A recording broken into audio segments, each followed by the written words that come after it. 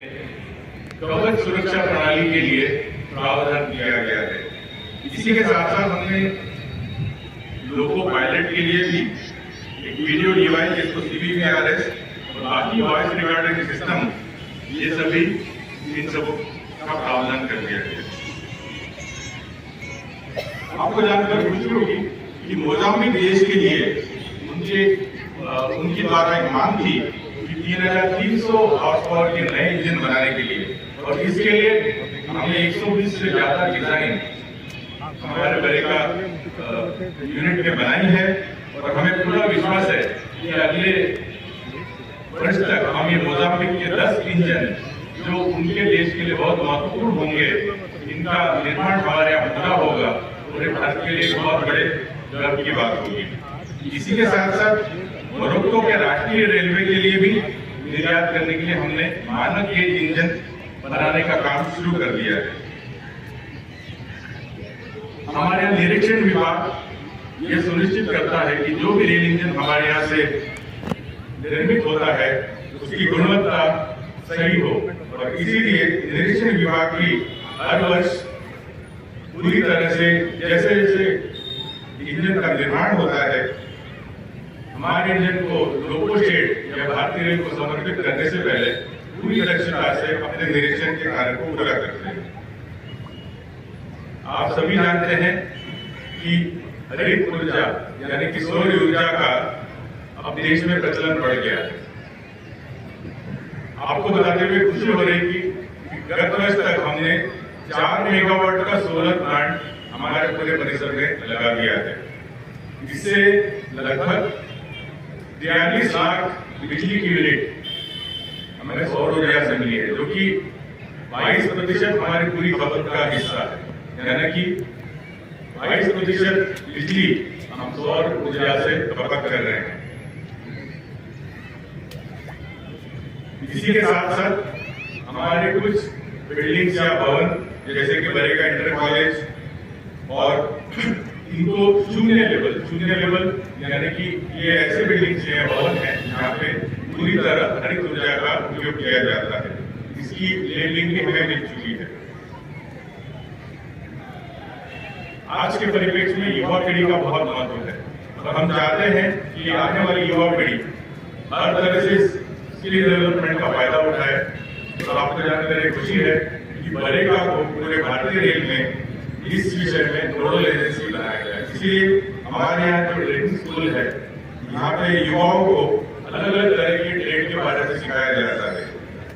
इसके लिए हमने 360 से ज्यादा डिप्लोमा और इस तरह के इंजीनियरिंग के सर्टिफिकेट ले लिए गए हैं, और 400 शिक्षार्थी अभी शिक्षणरत हैं। हम चाहते हैं कि अधिक से अधिक युवा इस ट्रेनिंग स्कूल का फायदा उठाए और आने वाले भविष्य में भारत की प्रगति में अपना योगदान दे। हमने दूसरे देशों के अलावा हमारे भारत में ऐसे और कई ग्राहक है जो कि भारतीय रेल से जुड़े हुए नहीं है, लेकिन उनको भी इंजनों की जरूरत पड़ रही है। तो इस तरह इसी वर्ष हमने 3 इंजन बना चुके हैं, और आने वाले वर्षों में इस तरह के इंजन हम बनाते रहेंगे। इसके लिए हमें नई डिजाइन बनाने की जरूरत पड़ती है, जो हम अपने डिजाइन ऑफिस से बनवा लेते हैं। प्रदूषण एक बहुत बड़ा मुद्दा है, तो इस विषय पर भी काफी काम किया गया है। बीट प्लास्टिक पोल्यूशन के अभियान के तहत 5 जून जो कि पर्यावरण दिवस माना जाता है, इस दिन भी हमने एक संगोष्ठी रखी थी, और इस विषय में हम काम कर रहे हैं।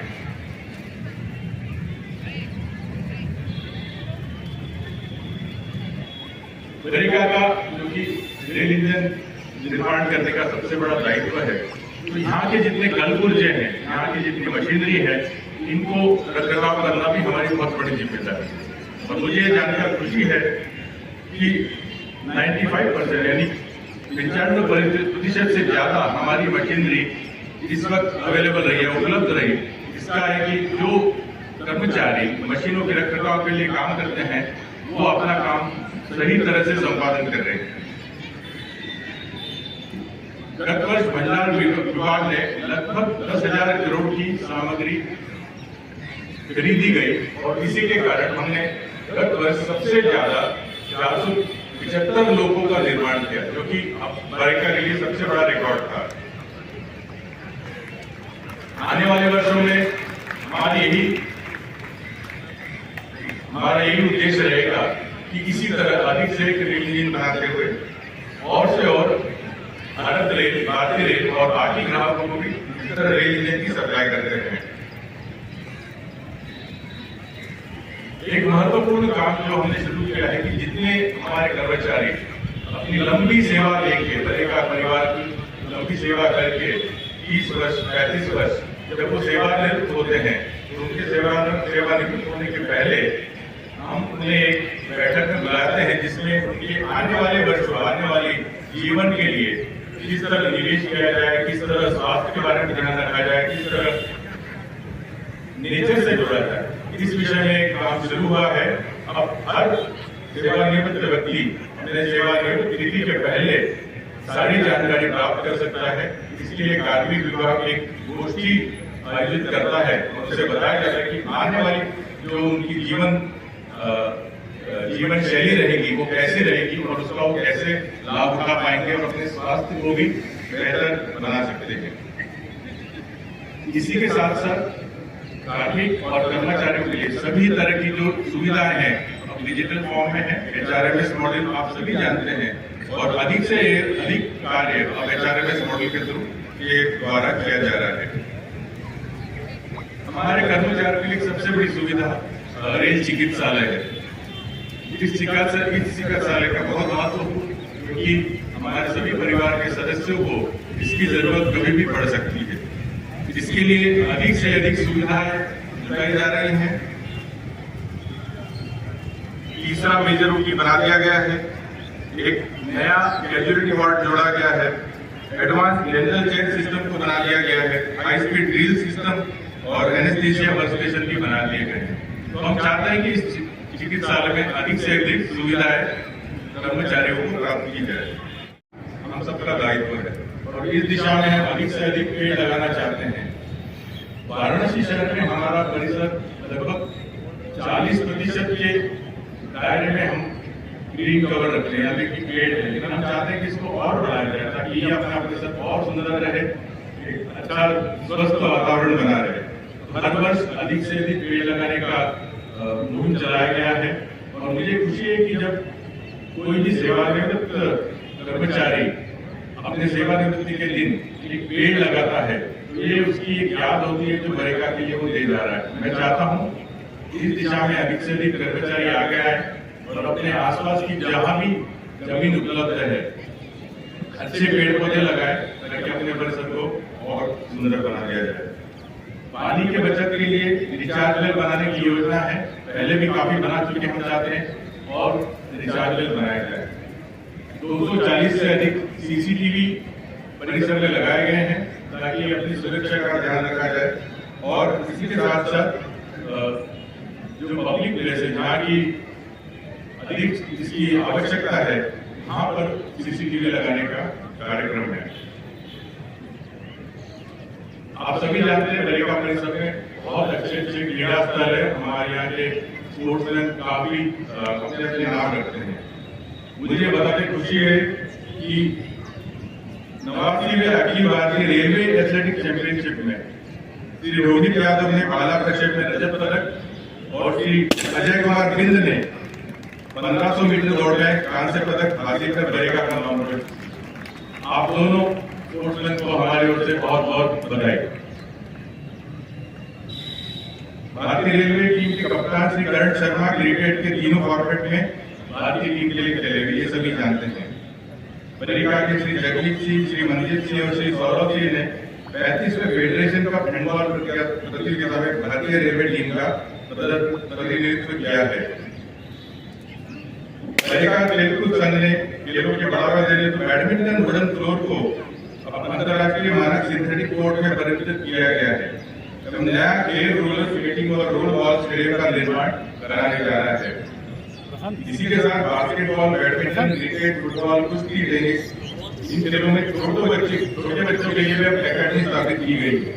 मैं चाहता हूं कि जिस तरह सभी खिलाड़ी अपना प्रदर्शन कर रहे हैं और अधिक युवा और बच्चे खेलों में उत्साह से भाग लें और बरेका का नाम आगे रोशन करें।